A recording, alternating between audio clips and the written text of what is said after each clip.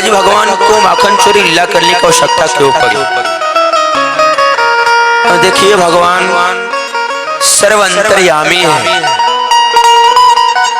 भगवान उसी के घर में माखन चुराने के लिए जाते थे जिन गोपियों को मन में इच्छा होती थी कहाँ से कन्हैया हमारे घर में आता, छाछ पीता और थोड़ी सी छाछ के लिए ठुमक ठुमक करके नृत्य करता, कितना अच्छा होता।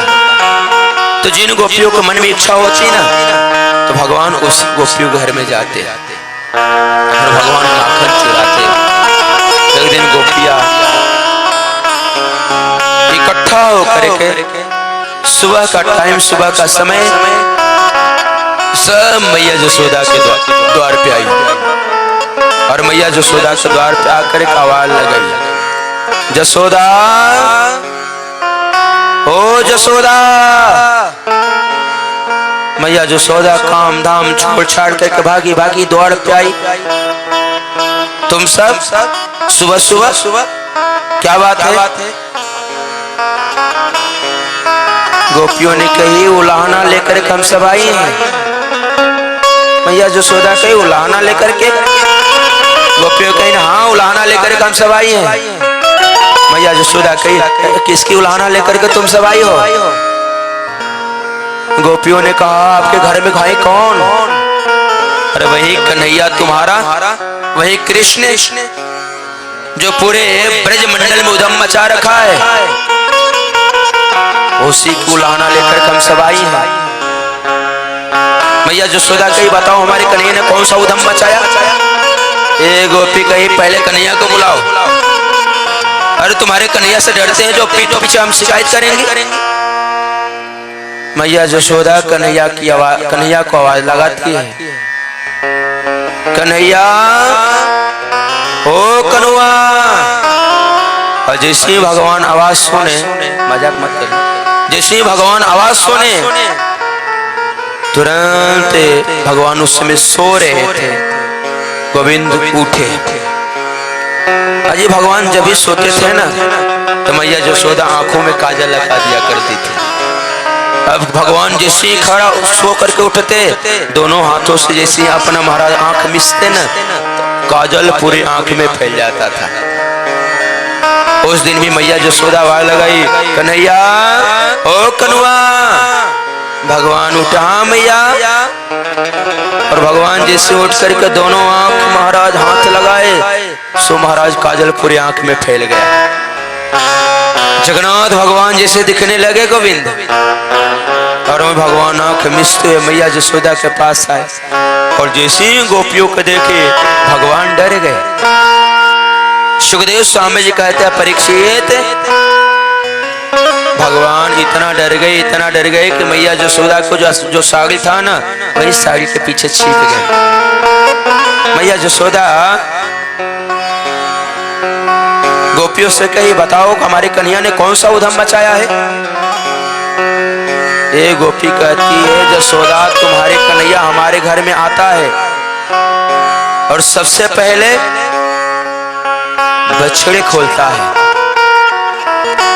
मैया यशोदा कही अगर हमारे कन्हैया तुम्हारे घर जाकर के बछड़े को खोलता है तो ये उलाहना लाने की क्या बात है? अरे गाय दोहने का समय हुआ होगा, सो हमारे कन्हैया गया और बछड़े को खोल दिया, तो हमारे कन्हैया सहयोग किया ना, तुम सब उलाहना लेकर के आई हो। गोपियों ने कही केवल सान मूलचन क्वचिद समय क्रोश संजात हास है। गोपियों ने कहे कन्हैया आते तो हैं, बछड़ा तो खोलते हैं, परंतु यशोदा अगर समय से श्रीमान जी बछड़े को खोल दे तो कोई दिक्कत नहीं। परंतु सबसे बड़ी विडंबना पता है क्या है? अब गाय को दोहना है 5 बजे और कन्हैया 4 बजे ठीक समय से आता है और धीरे से बछड़े को खोल देता है। बछड़े दौड़ दौड़ जाते हैं और अपने माता जी के जितने भी दूध है सब पी जाते हैं। यशोदा अरे कन्हैया समय से बछड़े खोलता तब तो ठीक है, परंतु बछड़े तो खोलता है परंतु असमय। मैया यशोदा कही छोटा सा लाला है, छोटा सा कन्हैया है, डांटते से डांट दोगे तो मान जाएगा, समझ जाएगा। ये गोपी कही यशोदा ये भी मैंने करके देखी है। एक दिन तुम्हारे कन्हैया बछड़े को खोल रहा था, मैंने देखी, तुरंत डांट लगाई, कन्हैया तुम्हारी पिटाई करूंगी, तुम ऐसा काम कर रहे हो। और जब मैंने क्रोध किया ना यशोदा तो तुम्हारे कन्हैया ने हंस दिया। और पता नहीं तुम्हारे कन्हैया के हंसी में कौन सी जादू है, जैसे खिल खिल खिल खिल खिल खिल खिल खिल करके हंसा तो हमारा क्रोध ही शांत हो गया। मैया यशोदा सुन करके बड़ी प्रसन्न होती है। एक गोपी कहती है यशोदा तुम्हारे कन्हैया केवल इतना ही उधम नहीं मचाता है, तुम्हारे कन्हैया ना हमारे घरों में आकर के माखन भी चुराता है, माखन चोरी लीला करता है। मैया यशोदा कहे हमारे कन्हैया छोटो सो तो है, और इतना बड़ा हमारे कन्हैया का पेट होगा, इतना बड़ा माखन का गोला खाता होगा, और इतने माखन के लिए तुम लोग उलाहना लेकर के आ गए। अरे हमारे घर से जितना माखन चाहिए उतना लेकर के जाओ, माना थोड़े क्यों। गोपियों ने कही यशोदा माखन की बात नहीं है, अरे तुम्हारे श्रीमान जी के लिए रहते तब तो। अरे कन्हैया तो रहते हैं, इनके साथ बाल मंडली भी है, और केवल इनके साथ बाल मंडली नहीं है, श्रीमान जी पहले खाते हैं भर पेट, उसके बाद बाल सखाओं को खिलाते हैं, और उससे भी बच जाए तो पता नहीं कहां से महाराज बंदरन की टोली है इनके साथ। बचने के बाद बंदरन को लुटा देते हैं, सारे बंदर मटकी को महाराज जितने भी माखन है सब खा जाते हैं। यशोदा बात माखन की नहीं है, बात उधम की है। मैया यशोदा कहिए काम क्यों नहीं करती हो, और छोटा सा कन्हैया है जो माखन की मटकी है उसको छीके पे क्यों नहीं टांगती हो छत पे, और जब हाथ में ही नहीं आएगा तो खाएगा कैसे। ये गोपी कही यशोदा मैंने ये भी करके देख ली, एक दिन हमारे घर में जितनी मटकी थी उसको छीके पर टांगे थे, और मैं छिप करके यही देख रही थी आज कन्हैया कैसे माखन खाता है। तुम्हारे कन्हैया दबे पांव धीरे धीरे धीरे हमारे कमरे में आया और भवन में आया,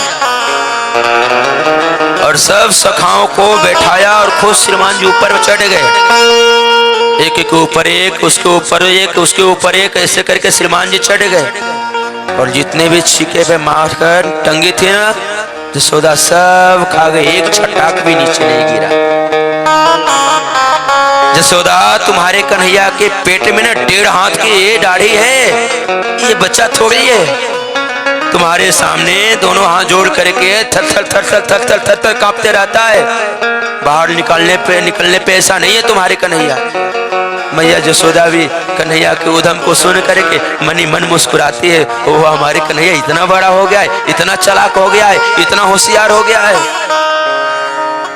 मैया यशोदा कही तो एक और काम क्यों नहीं करती,